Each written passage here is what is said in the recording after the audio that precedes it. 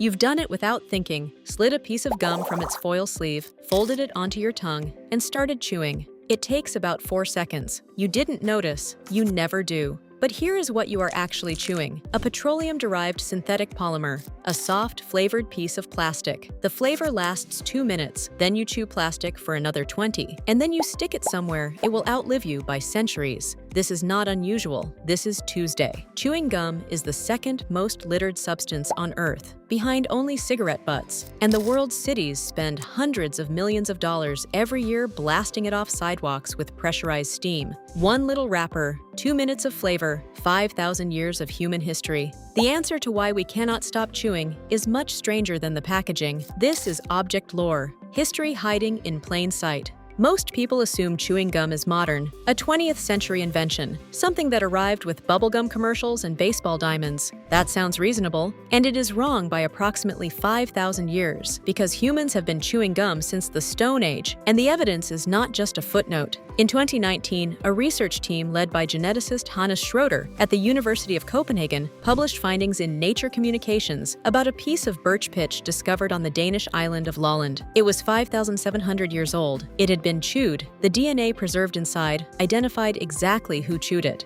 The gum was not the story. The person who left it behind was. And understanding how we got from that piece of birch pitch to the plastic rectangle in your pocket today rewrites what this object actually is. Southern Denmark, the island of Lolland. Approximately 3,700 BCE, a hunter-gatherer woman heats a lump of birch bark, peels away the warm, dark pitch, rolls it soft between her fingers, and puts it in her mouth. She chews. She sets it down. She never comes back for it. That small, discarded lump, recovered from the Mesolithic site at Sealtholm, became one of the most detailed biological portraits in ancient DNA research. Schroeder's team sequenced her complete genome. She had dark skin, dark brown hair, and blue eyes. She had recently eaten mallard and hazelnut. She carried bacteria associated with periodontal disease. Epstein-Barr virus was present in her oral microbiome. From one piece of discarded gum, a complete human portrait emerged, 5,700 years after she spat it out. But she was far from the first. Archaeological evidence places birch bark resin chewing across Neolithic Scandinavia for at least 9,000 years. Ancient Greeks chewed mastich, a plant-derived resin described by Pliny the Elder in his Natural History.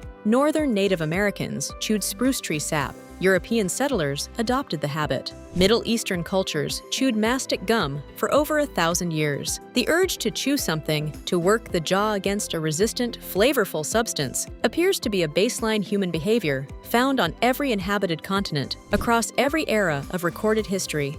What changed everything was not the urge, it was a specific tree, and the man who used it to build an empire. New York, 1869. An inventor named Thomas Adams Sr. has obtained a supply of chicle, a pale elastic latex tapped from the sapodilla tree of southern Mexico and Central America, through a murky connection to exiled Mexican general Antonio Lopez de Santa Anna. Adams first tried to vulcanize the chicle into an industrial rubber substitute. That failed, so he boiled it, hand-rolled it into small pellets, and sold them at a local drugstore. They sold out in hours. Within 2 decades, the Adams Gum Company was distributing across the country. And here is the assumption worth examining. Most people think of chewing gum as a harmless consumer product, a minor industry, a candy cousin to mints and hard sweets. That framing is comfortable, and it hides what chicle actually was, the engine of an extractive colonial economy. Archaeologist Jennifer P. Matthews, author of Chicle, The Chewing Gum of the Americas, documented in the Smithsonian, traces what followed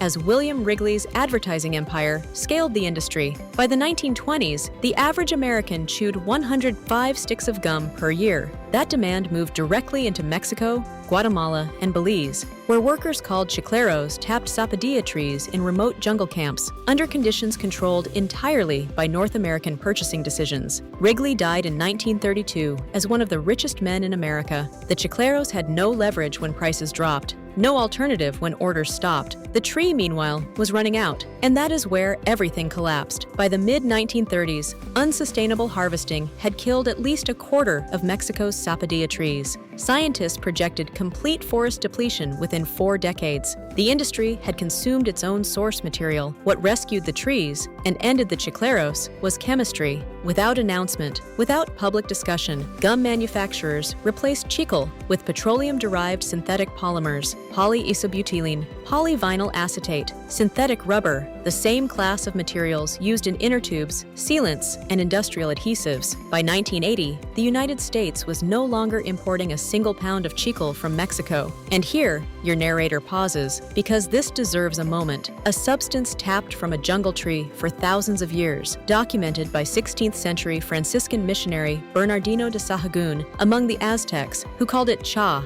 and chewed it to freshen breath, turned into a billion-dollar American industry, and then silently replaced with plastic. No press release, no transition. The flavor stayed the same. Canadian documentary filmmaker Andrew Nisker, who spent years investigating gum's full supply chain for his film Dark Side of the Chew, found that this substitution is precisely why modern gum is such an intractable environmental problem. No microorganism on Earth evolved to digest polyisobutylene. The non-biodegradable polymer base means that every piece of gum dropped on a sidewalk is effectively permanent, which is why the United Kingdom alone spends an estimated $56 million per year steaming it off public surfaces. The gum manufacturers moved from plant to plastic. The cleanup cost moved to taxpayers. Today, chewing gum is a $19 billion global industry. Singapore banned its domestic sale in '92, with one exception: prescription medical gum, a category manufacturers successfully lobbied for. Functional gum is now a real product segment. Slow-release cardiac medication, nicotine delivery, pharmaceutical formulations for conditions we will leave unlisted. The Aztecs, to be fair, had already worked out the practical case. Sahagún recorded in the 16th century that Aztec women chewed chicle specifically to counter bad breath, and that men who chewed in public were considered, in his own words, effeminate. Somewhere between the Aztec marketplace and the gas station checkout display, that particular stigma dissolved. The synthetic polymer base did not. You are still chewing, just a different substance than you thought. And the habit that links you to a hunter-gatherer woman on the island of Lolland is older, stranger, and more economically consequential than the wrapper ever suggested. So the next time you unwrap a piece of gum, peel back the foil, fold it onto your tongue, start chewing without thinking. Consider what you are actually holding: the labor of a chiclero in 1920s Guatemala, the genome of a woman dead for 500 to 700 years, the audacity of a soap salesman who realized flavor was worth more than soap.